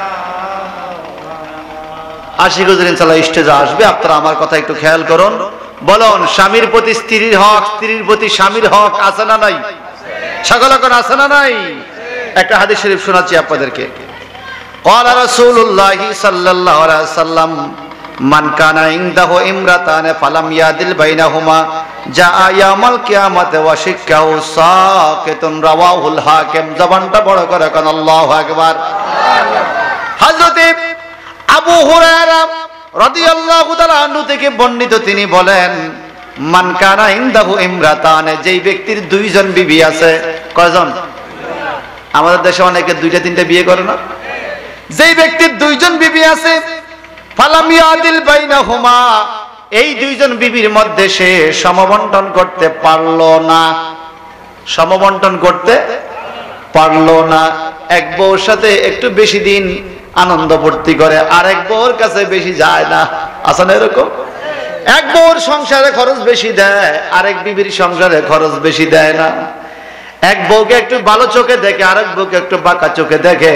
আমার নবীজি বলেন, তুমি বিয়ে করছো, 2টা 3টা করছো, করো, কিন্তু ফালাম ইয়াদিল বাইনাহুমা, যদি এই 2 জন বিবির মধ্যে তোমার সমতা না থাকে, যা ইয়াউমাল কিয়ামত ওয়া শিক্কাহু সাকিতুন, কাল কিয়ামতের ময়দানে তোমার অর্ধাংশ অকেজু অবস্থা উঠবে, প্রতিবন্ধী হইয়া কিয়ামতে উঠবে। এক চোখ কানা, এক হাত কাটা, এক পাও ল্যাংলা, এই অবস্থায় কিয়ামতের ময়দানে উঠবে। যারা 2টা 3টা 4টা বিয়ে করে বিবির সাথে সমানভাবে আচরণ করতে পারে নাই। ভাইরা বন্ধুরা আমার, রাসূল পাক সাল্লাল্লাহু আলাইহি সাল্লাম বলেন, এই পৃথিবীতে মেয়েরা ঠিক মতো কাপড় পরিধান করে চলবে। এর মধ্যে একটা হাদিস শরীফ আপনাদেরকে শোনাচ্ছি। আল্লাহর হাবিবের স্ত্রী আয়েশা সিদ্দিকা রাদিয়াল্লাহু আনহার বোন হযরতে আসমা বিনতে আবু বকর, সুবহানাল্লাহ। আমাদের দেশে স্ত্রীর বোনদেরকে আমরা ছোট বোন তো মনে করি, কি কন? আমাদের সঙ্গে শালিকা জেঠস, আসলে তার হুকুম হলো বোনের হুকুম। সাহাবায়ে কেরাম নসরুল জানতেন, ইয়া রাসূলুল্লাহ, বাবি আর দেবরের আচরণ কেমন, হুকুম কেমন? আমার নবী বলেন, কাল মাইয়েতে, মরা মানুষের মতো। মরা মানুষের সাথে যেরকম ঠিসারা মস্কারা ঠাট্টা চলে না, বাবির দেবরে এরকম ঠাট্টা বিদ্রোহ চলে না।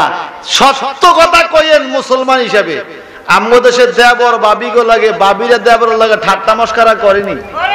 রাসূল বলছে এটা মরা মানুষ, আর তুই বেশি ঠাট্টা করছিস কেন? এই জন্য তো অনেক বিদেশি দেখছি টাকা পয়সা ফাটায় পরে দিয়ে দেওয়ার লগে গেছে গা। এরকম হয় কি না কোন? হয় কি না বলেন? নারে তাকবীর, নারে রিসালাত।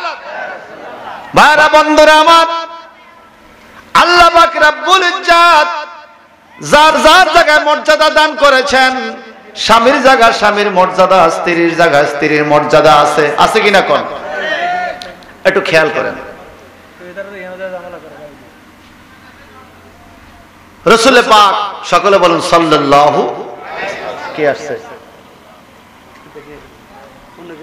একটু দরুদ শরীফ পড়ে, সালাতুন ইয়া রাসূলুল্লাহ,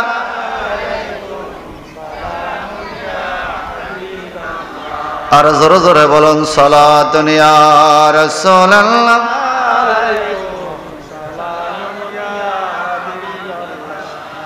बोलालो या रसूल अल्लाह, बोलालो मेरे आका मेरे मौला, बोलालो सलातन या रसूल अल्लाह।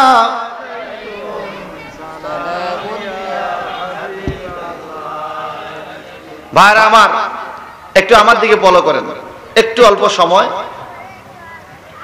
আমাদের প্রধান অতিথি হাফেজ মাওলানা ওলিউল্লাহ আশিকি হুজুর আসতে আসতে উনি স্টেজে চলে আসবে অল্প সময়ের মধ্যে।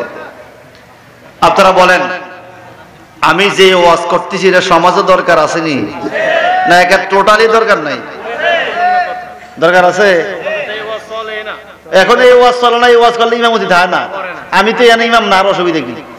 জীবনের দাওয়াত না দিলেও ওয়াজ এটা চলবো। আপনারা বলেন, স্বামীর প্রতি স্ত্রীর হক, স্ত্রীর প্রতি স্বামীর হক, এর মধ্যে ছোট্ট একটা কথা আমি শুনাই। আমার নবীজি মেরাজে গেছে কিনা? জোরে বলেন। মেরাজের রাত্রে আল্লাহর হাবিব দেখেন কিছু মহিলাকে স্তনের মধ্যে শিক লাগাইয়া, স্তনের মধ্যে জাহান্নামের আগুনের শিক লাগাইয়া, বুকের মধ্যে লাগাইয়া জাহান্নামের উপরে তাদেরকে ঝুলাইয়া রাখা হয়েছে। আর কান্না চিৎকার। নবীজি বলেন, জিবরাইল, এই মহিলার কি দোষ কি অন্যায় বলো, কেন তাকে এমন সাজা দেওয়া হচ্ছে কেন? আমার নবীজি এই প্রশ্ন করলে জিবরাইল আমিন বললেন, ইয়া রাসূলুল্লাহ, এই মহিলার ইবাদত বন্দেগী ঠিকঠাক ছিল, একটা মাত্র পাপ। কি পাপ?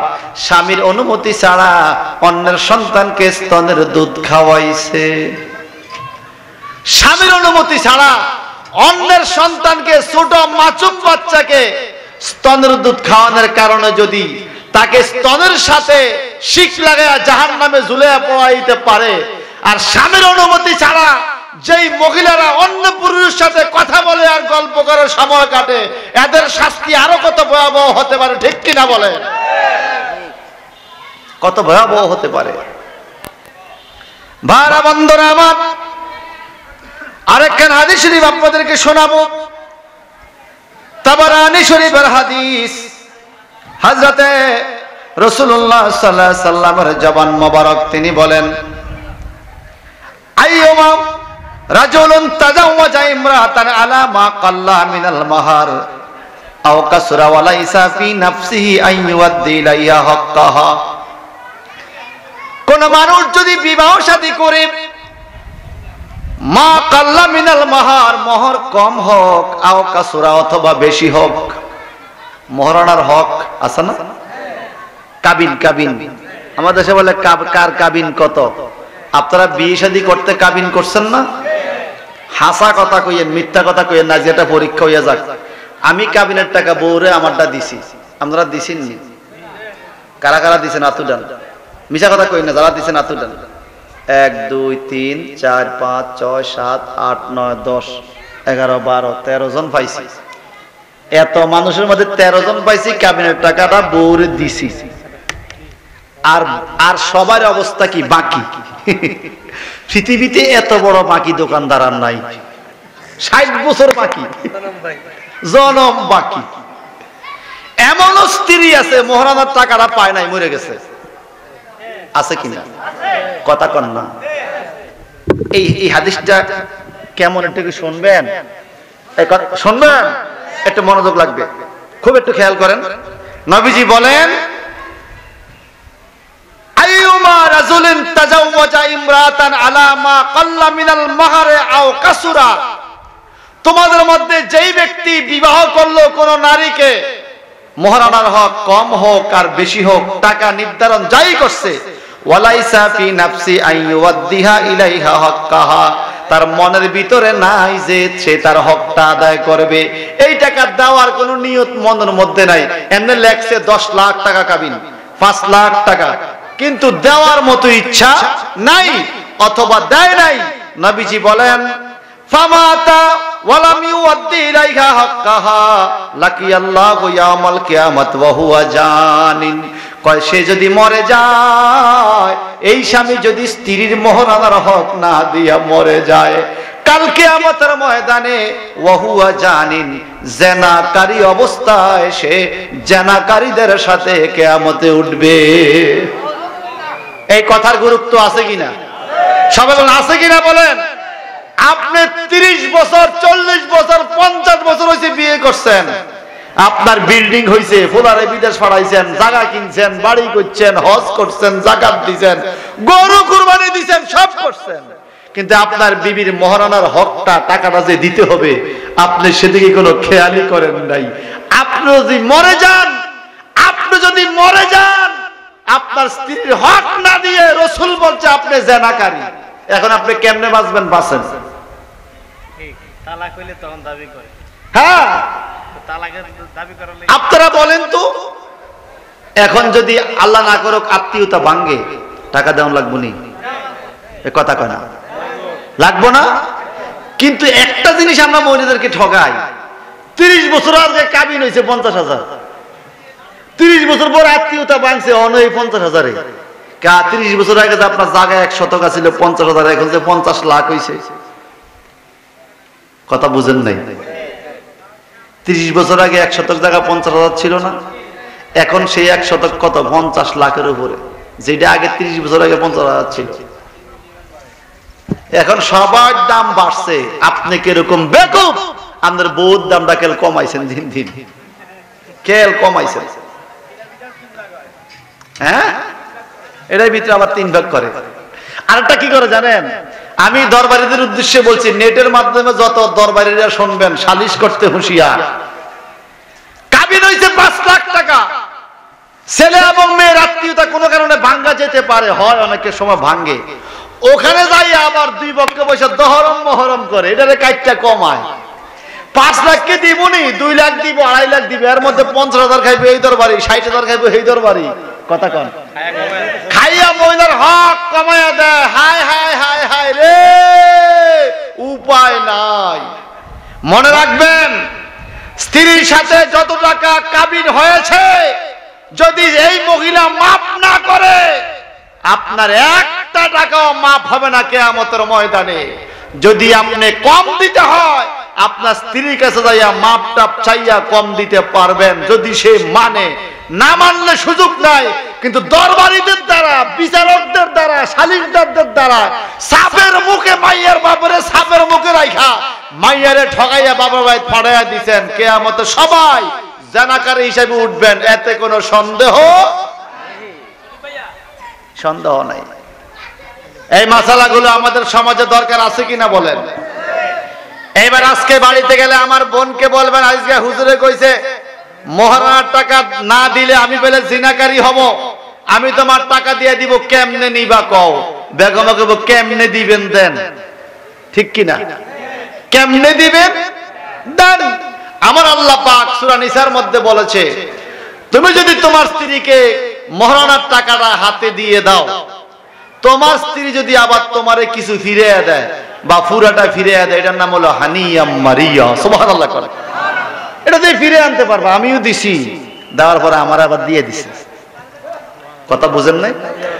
না কয় আমি কই না, এটা তো তোমার। আমি পাইছি তোমার, আমি আবার দিয়ে দেব, হ্যাঁ কিন্তু আমারই।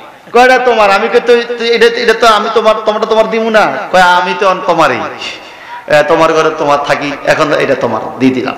আমি বাঁচলাম না? না দিয়ে যদি দাবি দাও মাফ করে দেব। আমি বাঁচলাম না? এখন এই মহিলার মনে যদি আবার সন্দেহ থাকে, আত্মীয়তা বাঙাটা দেওয়ান লাগবে, তো এটা বাটফারি। এটা কি কেরম না মাফ করলেন, আমি ভাঙিয়ে দিলে আবার আপনাকে আমি দিতে হবে, মনের থেকে মাফ করতে হবে। তাইলে বলেন মহারণার হক ধরলেন 10 লাখ, দিলেন না 2 লাখ, দরকার কি ভাই? যা পারবেন তা ধরেন, যা আদায় করতে পারবেন তাই ধরবেন। আরবিরা কি করে, আরব দেশে যারা গেছে জিজ্ঞেস করেন, ওরা যা পারে তা ধরে পুরা টাকা আগে মাইয়ের হাতে দিয়া এরপরে বিয়ে পড়বো। টাকা দেওয়ার আগে মায়ের কাছে যাইতেই পারবে না। আর আমগো দেশের মেয়েরা তো সরল মনের, কোনো ফেঁস গোস নাই, নতুন শাড়ি পরে বধূ সাইজা আইছে। এখন মাশাআল্লাহ স্বামী তো একদম প্রথম দিন সব দিয়ে আলা, তোমারে বাড়ি দিমু, গাড়ি দিমু, স্বর্ণ দিমু, এই দিমু এই দিমু, আস্তে আস্তে দেওয়া কমে আইয়ে শেষ পর্যন্ত মহারানার হক পর্যন্ত দেয় না, মহারানার টাকাটা পর্যন্ত দেয় না। নাউজুবিল্লাহ বলেন। এই জন্য ভাই আজকের থেকে বাড়িতে যে এই জিনিসটা একটু কনফার্ম হবেন, যদি টাকাটা না দিয়ে থাকেন দেওয়ার চেষ্টা করবেন অন্তত।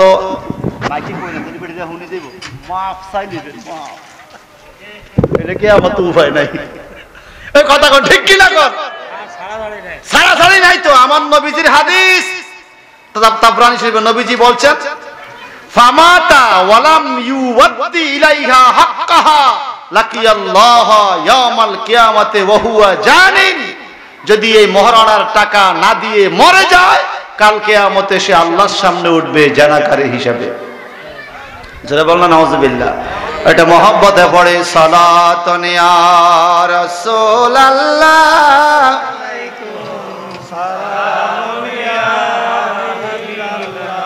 আলাইকুম সালাতুন ইয়া রাসূলুল্লাহ আলাইকুম সালাম ইয়া হাবিবাল্লাহ ইয়া রাসূলুল্লাহ बोलालो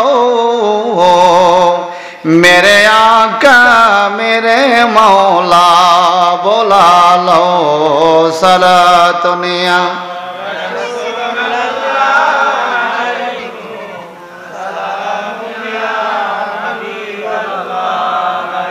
আমি আর দিয়ে একটা হাদিস বলবো, কষ্ট হচ্ছে আপনাদের?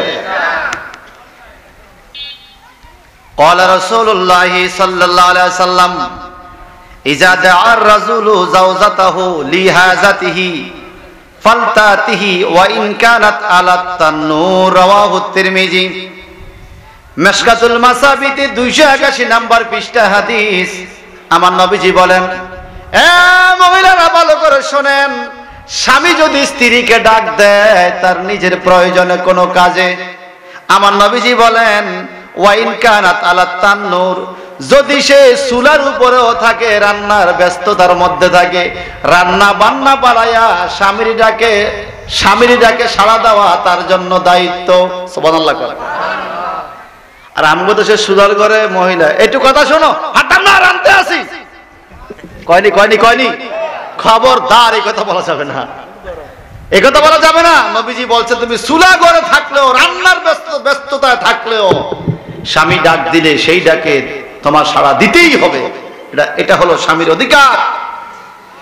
ওয়ান উম্মে সালমা রাদিয়াল্লাহু তাআলা আনহু قالت قال رسول الله صلى الله عليه وسلم ايما امراه ماتت وزوجها عنها راض دخلت الجنه رواه الترمذي। বড় করে কোন সুবহানাল্লাহ। মিশকাত শরীফের 281 নম্বর পৃষ্ঠার হাদিস।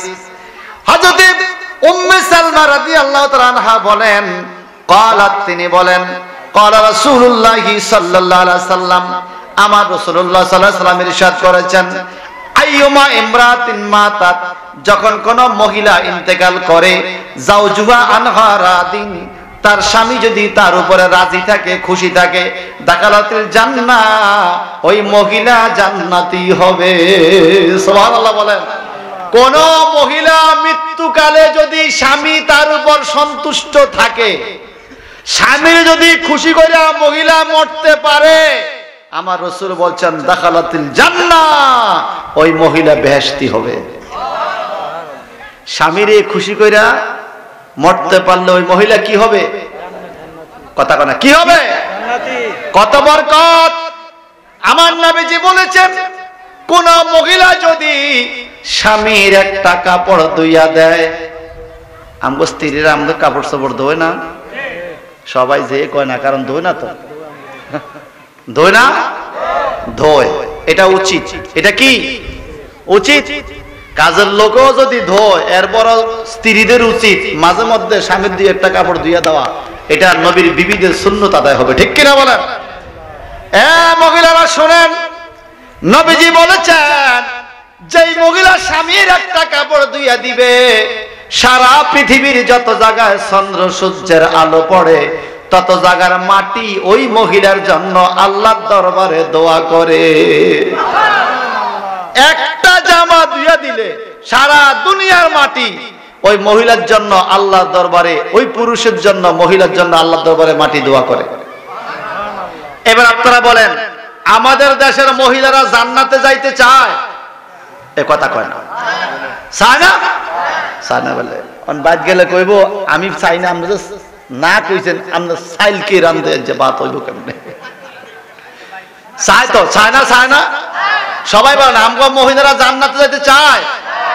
আমার নবীজি বলছেন 60টা কাজ যদি কোন মহিলা করে, 8টা বেহেশতের যেই কোন দরজা দিয়ে সে ঢুকতে পারবে, কোনো বাধা নাই। কয়টা কাজ? একটু কথা, কয়টা? 60টা কাজ। কি শুনবেন? হে দক্ষিণ বলাকার মা বোনরা ভালো করে শুনেন, রাসূল পাক সাল্লাল্লাহু আলাইহি সাল্লামের জবান মোবারকের বাণী, কোন মহিলা যদি 4টা আমল করে সে জান্নাতের যেই কোন দরজা দিয়ে ঢুকতে পারবে, কেউ বাধা দিবে না। 1 নম্বরে 5 ওয়াক্ত নামাজ ঠিক মতো পড়বে, 2 নম্বরে রমজানের রোজাগুলো রাখবে, 3 নম্বরে পর্দা মতো চলবে, 4 নম্বরে স্বামীর খেদমত করবে। 5 ওয়াক্ত নামাজ, রমজানের রোজা, পর্দা মতো চলা, স্বামীর খেদমত করা, এই 4টা আমল যদি কোন মহিলার মধ্যে থাকে, আমার রাসূল বলছেন, নবীজি বলছেন, এই মহিলা জান্নাতের যেই কোন দরজা দিয়ে জান্নাতে ঢুকতে পারবে। কয়টা? আচ্ছা, এটার মধ্যে কি তালিম আছে নি? এই 4টার মধ্যে আরেক বাড়িতে যাই তালিম দেওয়া লাগবে, এটা আছে? কথা আছে? খবরদার, তালিমের নামে স্বামীর খেদমতকে ধ্বংস করা হচ্ছে, বাচ্চাদের খেদমতকে ধ্বংস করা হচ্ছে। আমি ঢাকা গেলাম, উত্তরা এক ভাইয়ের বাসায়। ভাই কি করেন? আরে ভাই আইসো বসো। কাপড় কাচতেছে বাথরুমে, 1 বালতি কাপড়। আবার দৌড় দিয়ে আমার 1 গ্লাস পানি দিয়ে, আরে ভাই আমার তো ভাত সিদ্ধ হয়ে গেছে, এ ভাতের মার গালতেছে। তো ভাবি কই? স্বাস্থ্য ভাই আর কি, ভাবি কই? আরে ভাই এই দিক তিনারা দিছ, তোমার ভাবি তো তালিম হয়ে গেছে। কোন গেছে আইকো তালিম গেতে যেতে জালিম হইছে। বলে কেমনে?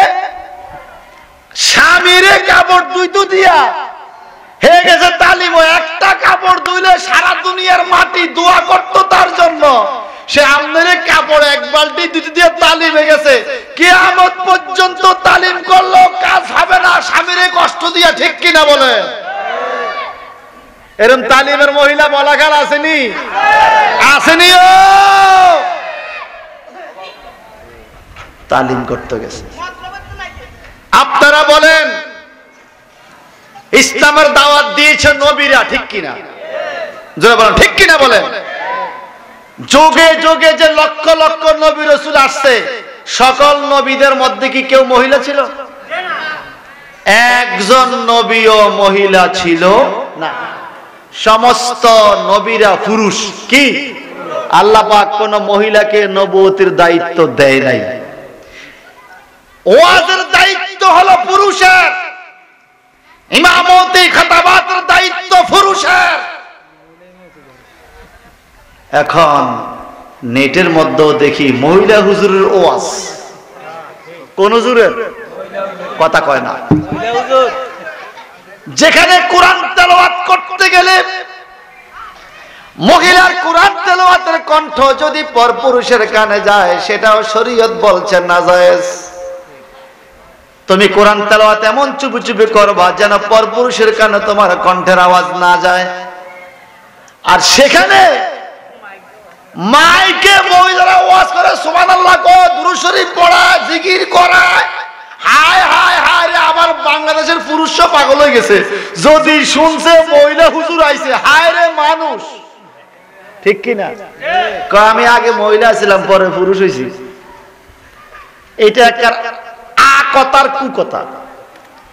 আল্লাহ পাক কোন মানুষকে এরকম করে নাই, এরা কৌশল করে, চালাকি করে, মানুষ জমানের জন্য এগুলা করে। নাউজুবিল্লাহ বলেন, আরো জোরে বলেন নাউজুবিল্লাহ। মহিলা হুজুরের ওয়াজ। আচ্ছা আপনি বলেন তো, কোন বিচার কার্যে গেলে পুরুষের সাক্ষী কয়জন? একজন। আর মহিলার সাক্ষী কথা কয় না, দুইজন। দুইজন পুরুষ একজন, মহিলা দুইজন। মানে একজন পুরুষের মাথায় যে ব্রেন বুদ্ধি বিবেক আছে, দুইজন মহিলাকে আল্লাহ সেটা দিছে, ঠিক কিনা?